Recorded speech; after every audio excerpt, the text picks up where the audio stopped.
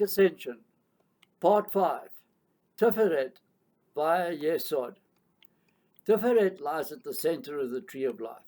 This dimension benefits those suffering cosmic light depletion. In Tiferet's healthful rays, the starved soul can absorb the necessary love and light.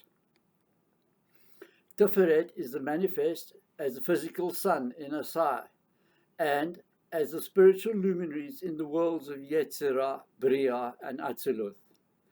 Tiferet is the center of the psycho-spiritual cosmos. Its light is refining and transformative. It is connected with more dimensions and their diverse influences than any other Sephirah. Most importantly, it provides the lower tree with a diminutive Kether. Hence its title, the Sun and the Lesser Countenance. It follows then that the sacrificed prophets and Jesus the Christ, who reflect God's love in Malkuth, emanate from this central sphere. Tiferet represents love on a personal level. It stands for the worthiest, most selfless feelings and acts that we can have or do for another being. Tiferet is the center of true Christian devotion, representing the Christ as light bringer as well, the cosmic love that flows throughout. For the crucified Christ is the epitome of unconditional love. Tiferet is our link between our world of Malkuth and the spiritual world of Ke'etha. Through Tiferet, Kethric energies are channeled via Yesod's emotions into Malkuth.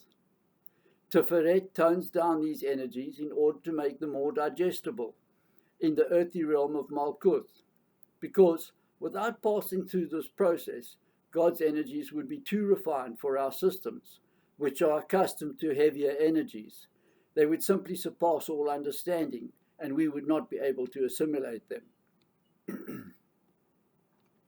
The name of the dimension is also the mediating intelligence, meaning it is also a place where emotional baggages and issues may be resolved. It is a place of forgiveness and forgetting. Just as we ought to shed petty concerns about death, so too should we shed these petty concerns in Tiferet. For if we are to proceed further up into the tree, we do not wish to be fettered by earthly ties, such as resentments or grudges.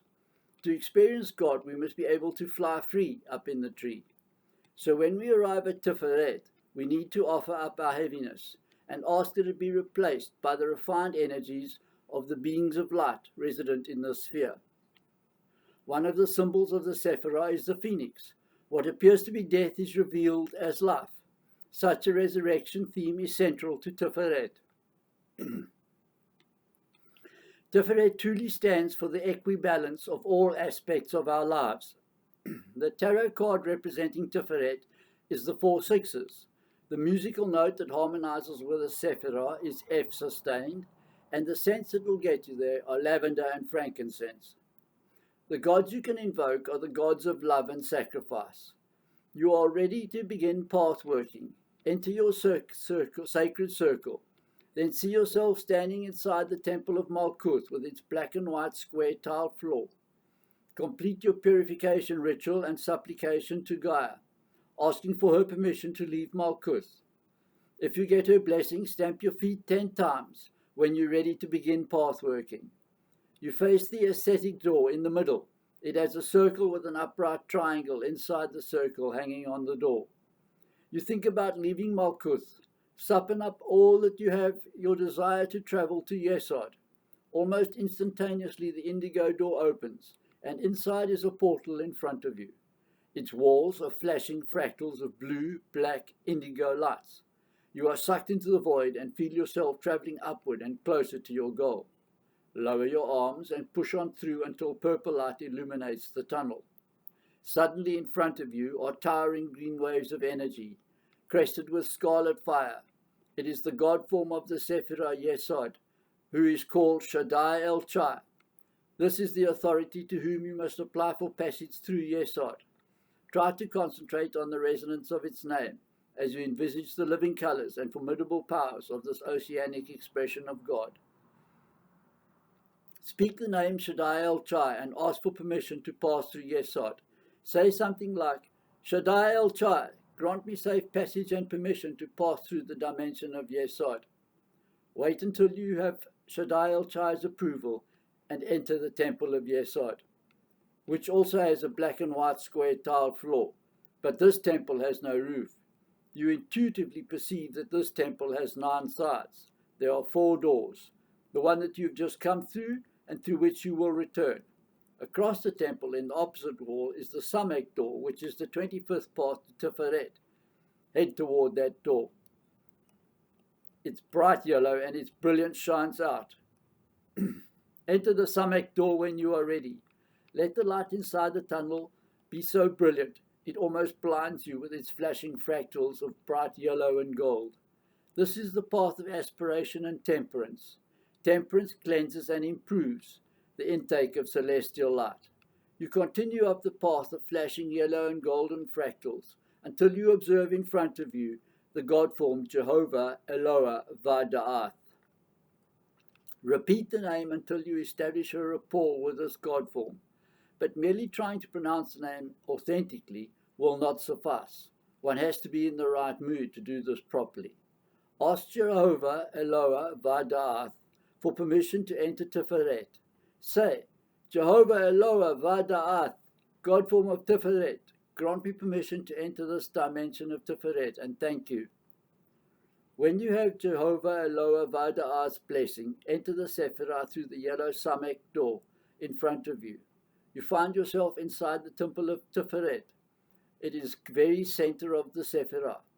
Its altar, which stands at the very center of the temple, is in fact the very heart of the cosmos. The air is rich with frankincense. At the center of the temple is a golden altar. At it stands the archangel Raphael, dominating the central pillar of the tree. Raphael spreads his healing sky-blue wings over the lower Sephirah, his face shining like the sun, his resolute body emanating mercy and protection. His body burns like a flame, yellow at the top, through oranges and reds from the torso down. He has a sword of brilliant blue, which not only for symbolic purposes, together with a set of scales symbolizing the justices of essence here. You ask for his blessings to continue. Say, Archangel Raphael, grant me permission to enter the Sephirah-of-Tiphareth. Wait for his blessing. Choirs of angels sing here, songs with resonance of pure concentrated symmetry. The angelic order are the Melechim, who proceed around in purple robes, erect and regal. Their auras show great pain in their devotion to love. It is carefully controlled because they know that it is for the greater good that it is so. You ask them for guidance and protection while in Tiferet. Say, angelic order of the Melechim, please grant me safe and guided passage into the Sephirah-of-Tiphareth. The temple of Tiferet has an outer temenos, comprising 9 gates. The 9 gates each have a silver symbol letter, and you instinctively know that these paths will take you to the other neighboring Sephirah on the tree, with the exception of the Yetzirah gateway, which will lead you into Tiferet itself. Surrounding you are the other gateways. They are the Samekh gateway through which you've just arrived. You recognize its symbol. It tells you that it leads to the pathway home. Next is the gateway to Netzach, the nun pathway. Next to that is the 20th path to Yesod, called the Yod pathway. Alongside this is the Heh gateway, leading to Chokhmah. This is also called the 16th pathway. Next is the 13th pathway, leading directly to Ke'etha over the abyss of Da'ath, above the Gimel gateway. Then you notice the Zayin gateway, which leads to the Sephirah of Binah. Adjacent in the circle is the 22nd pathway to Chebarah. This is the Lamed gateway. Next in turn is the 26th pathway leading to Hod. This is the Ayin path. Lastly is the Yetzirah gateway, leading to Tiferet itself. The temple's inner sanctum comprises 6 archways. At their center is the altar, which is square and made of gold. On it burns 10 candles, 1 for each color of the various Sephirah. The altar's gold is so bright that it's difficult to look at. You look down to shield your eyes and notice that the floor is covered in a warm flood of brilliant red liquid. You notice that it is blood, and it appears to be coming from the archways. You step closer and see in an archway the Christ crucified, Jesus hanging on the cross, a gaping wound at his side, blood gushing out onto the floor. As the God is sacrificed in pure loving devotion to save our mortal souls, spend some time here in front of this archway and receive what messages you may. When you are finished communing with Jesus on the cross of sacrifice, look at the next archway. It is Prometheus, chained to a boulder, a keen-eyed vulture digging into his liver, scarlet blood pouring out onto the floor. Day after day, Prometheus suffers his fate, enduring every peck, every wrench and tear, in the knowledge that it will never end, yet happy in his destiny, because he brought fire to man, and so too has raised the consciousness of mankind. Even as the hooked beak penetrates the soft tissue, he smiles, in the knowing that for every minute of his suffering, the light is dawning in the minds of others. Thus the blood bubbling from his wound becomes a fountain of life, spurting joyfully into the pool of red blood covering the temple floor, sacrificed in love. You proceed to the Yesod gateway in the outer temenos. It flashes brilliant yellow. Rap on it 6 times and it opens for you. Pass through the gateway when you are ready. Become aware of the brilliant true spiritual sun blazing above you, so large it fills the entire sky. It is not scorching and painful, but calming and welcoming. On its surface are dim outlines of beings with outstretched arms, many of whom seem familiar. We are all dream projections in God's mind, all made of the same substance, light and electricity or chi. Feel the walls of your flesh and personality melting away as your mind rises and becomes a small sphere of brilliant light, like a miniature sun floating just above your body, then ascending.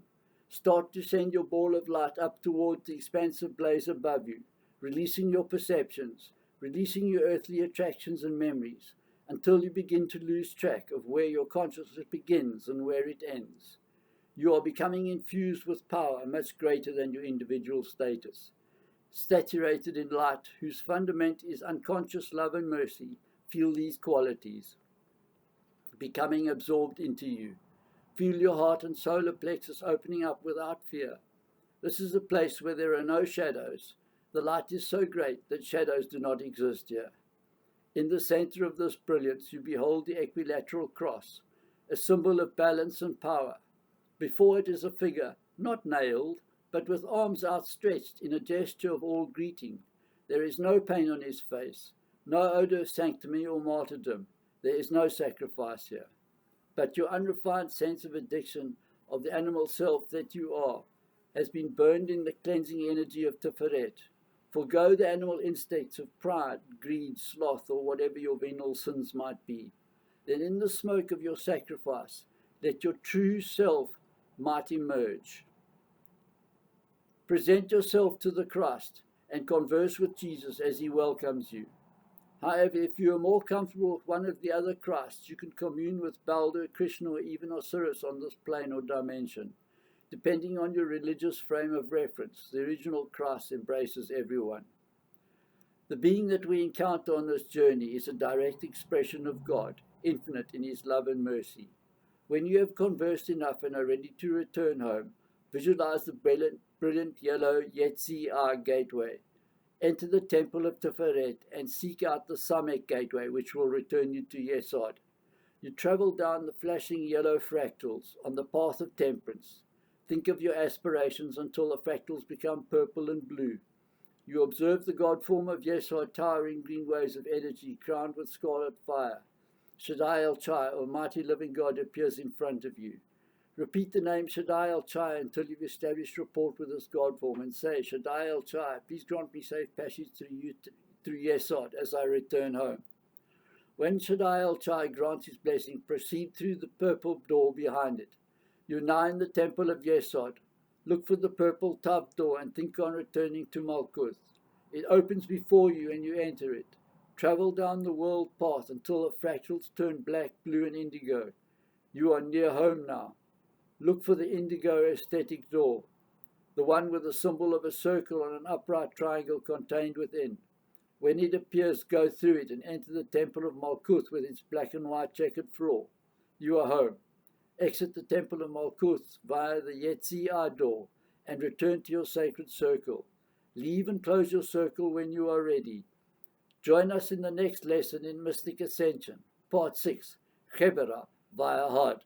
Please like, share, and subscribe with the links below. Merry part till the next time we meet.